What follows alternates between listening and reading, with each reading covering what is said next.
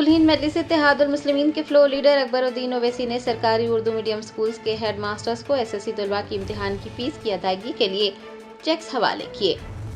ریاست مہاراشٹر کے اسمبلی انتخابات کے لیے مہم چلانے کے بعد مجلسی فلور لیڈر اکبر الدین اویسی شہر حیدرآباد لوٹ گئے ہیں۔ انہوں نے چہارشنبے کو پارٹی کے ہیڈ کوارٹر دارالسلام میں 87 سرکاری اردو میڈیم سکولز کے ہیڈ ماسٹرز کو 1486 SSC کے طلباء کی امتحان کی فیس کی ادائیگی کے لیے چیکس حوالے کیے۔ اس موقع پر اراکین اسمبلی، پارٹی کے سرکردہ قائدین و دیگر بھی موجود تھے۔